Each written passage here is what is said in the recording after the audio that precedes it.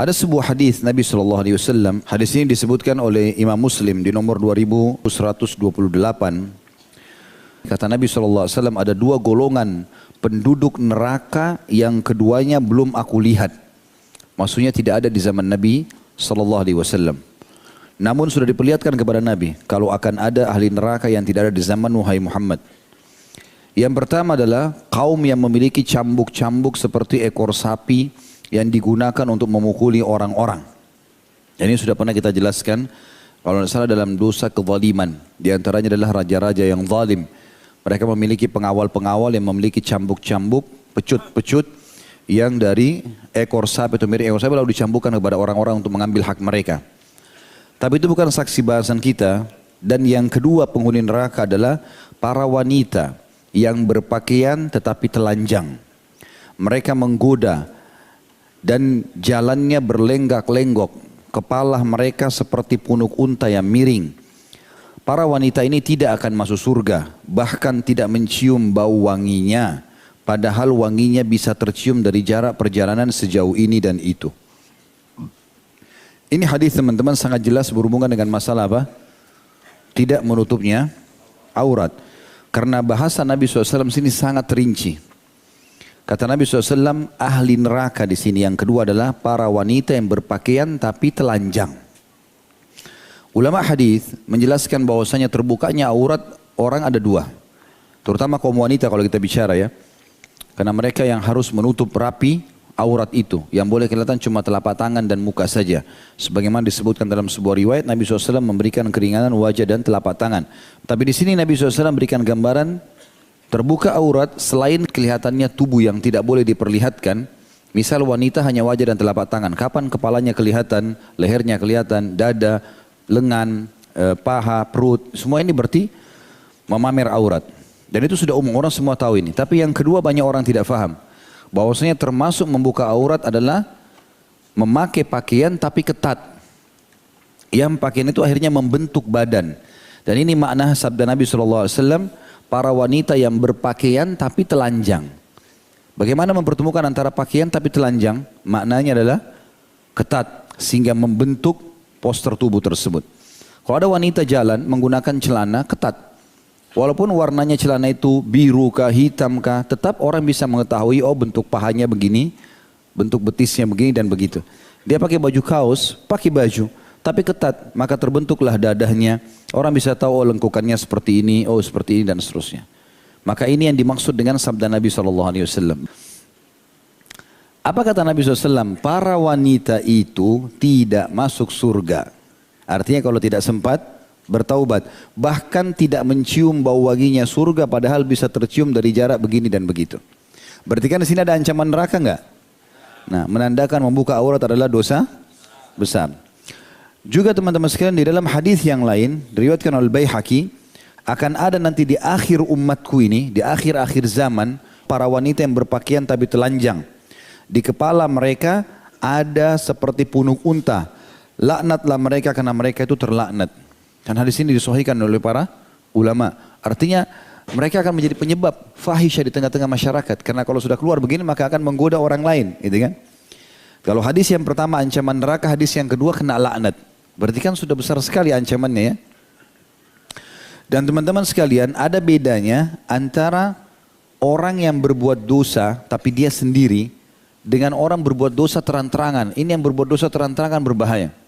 Artinya kalau ada orang membuka auratnya tapi di halaman rumahnya, walaupun itu sebenarnya kalau ada laki-laki dia tidak boleh gitu kan. Dalam rumah pun kalau ada laki-laki bukan mahram dia harus tutup. Misalnya sama supir, misalnya sama ipar, kan itu semua bukan mahram. Ya, maka walaupun ada urusan, ada hubungan keluarga tetap tidak boleh. Tapi kalau ada orang misal dalam rumahnya, dia ketemu iparnya juga dosa kalau dia buka aurat. Tapi ini masih mending dibandingkan orang yang sengaja keluar pamer di luar sana. Karena ini dianggap mujahir. Orang yang sengaja mengekspos dosanya. Orang yang pamer auratnya di depan umum, itu sama dengan orang minum khamr di depan umum. Sama dengan orang zina di depan umum. Karena semua dosa besar. Ya. Kalau antum mau tahu bobot dosa yang sedang dikerjakan, hubungkan coba dengan contoh-contoh dosa yang lain. Karena masalah memamer aurat tidak bisa dipisahkan dengan masalah khamr, tidak bisa dipisahkan dengan masalah zina, karena semua dosa besar. Berarti kalau orang pegang khamr di pinggir jalan dianggap aib, berarti pamer aurat juga dianggap aib. Dan itu bukan sebuah prestasi. Makanya dalam sebuah hadis yang sahih riwayat Imam Muslim, kata Nabi SAW, semua umatku masih bisa diampuni dosanya, kecuali orang-orang yang melakukan dosa secara terang-terangan. Di dalam surah Al-Ahzab ayat 59, A'udzubillahi minasyaitonirrajim, surah nomor 33 dalam Al-Quran, ayat 59, Ya ayyuhan nabiyyu qul li azwajika wa banatika wa nisa'il mu'minina yudnina 'alaihinna min jalabibihin dzalika adna ay yu'rafna fala yu'zain wa kana Allahu ghafurar rahima. Hai Nabi, katakanlah kepada istri-istrimu, anak-anak perempuanmu dan istri-istri orang mukmin. Ya. Di sini ada banyak orang salah faham dengan ayat ini. Dia pikir ayat ini khusus untuk istri Nabi saja. Allah merincikan, istri-istrimu hai Muhammad, anak-anak perempuanmu, istri-istri orang beriman. Berarti semua wanita mukminah. Bilanglah pada mereka, hendaklah mereka menggulurkan jilbab mereka ke seluruh tubuh mereka. Yang demikian itu supaya mereka lebih mudah untuk dikenal. Maksudnya ada simbol Islamnya. Oh ini muslimah, orang jadi tahu, gitu kan? Maka gara-gara itu mereka tidak akan diganggu. Dan Allah maha pengampun lagi maha penyayang. Jadi dari ayat ini teman-teman sekalian, rahimakumullah, adalah jelas makna daripada ayat bagaimana Allah subhanahu wa ta'ala menurunkan atau memerintahkan hijab ini agar tidak terjadi gangguan-gangguan pada wanita. Kalau wanita itu tutup aurat, dia tutup dengan hijab segala macam. Apalagi kalau lengkap Masya Allah dengan niqabnya, dengan cadarnya, ya tertutup semua. Kira-kira apa yang akan menggoda lawan jenis? Orang juga kalau mau ganggu, misalnya ada laki-laki hidung belang mau ganggu, bingung dia. Ini cantik nggak ya? Dia ragu. Nanti sudah diperkosa ternyata jelek. Jadi dia tidak, pakaian itu jadi penghalang bagi dia, ragu.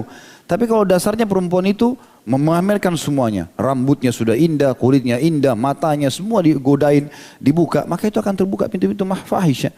Maksudnya perbuatan mungkar ya, fahisha itu mungkar. Maka kata Allah SWT, dzalika adna alla yu'thain. Tujuan utama supaya mereka tidak diganggu. Ya. Allah bilang tentang masalah pentingnya kita menjaga pakaian, memakai pakaian yang rapi. Tentu dengan menutup aurat.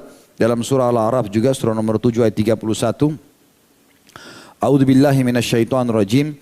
Ya bani Adam khudhu zinatakum inda kulli masjid. Hai anak Adam, ambillah pakaian terbaikmu ke dalam masjid atau pada saat kamu pergi ke masjid. Subhanallah, terkenal peradaban dari zaman dulu. Kalau satu masyarakat itu dianggap modern, ya, maka di zaman dulu ya, sampai beberapa tahun terakhir saja, itu dianggap modern kalau pakaian-pakaian mereka tertutup. Sekarang misalnya contoh, orang dianggap itu modern pada saat dia menggunakan jas tertutup. Kemudian juga perempuannya mungkin menggunakan baju gaun yang besar, gitu kan. Berjalan waktu memang mulailah dipangkas, kelihatan ini, kelihatan itu gitu ya. Dan kebanyakan orang-orang yang terbuka itu dianggap primitif biasanya.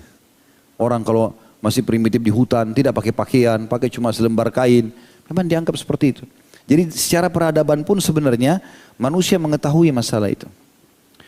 Para sahabat mengatakan ridwanullahi alaihim, meriwayatkan hadis Nabi SAW yang berbunyi, sesungguhnya kami dilarang bila aurat kami terlihat. Kata para sahabat, kami menutup aurat-aurat kami sehingga kami tidak memperlihatkan kecuali yang Allah bolehkan. Lalu kami menggunakan pakaian-pakaian yang terbaik yang bisa memperlihatkan bekas-bekas nikmat Allah pada kami. Jadi Allah SWT suka melihat bekas nikmatnya. Maka kita pun kalau mengatakan menutup aurat dengan pakaian yang benar, yang bersih, yang rapi gitu kan.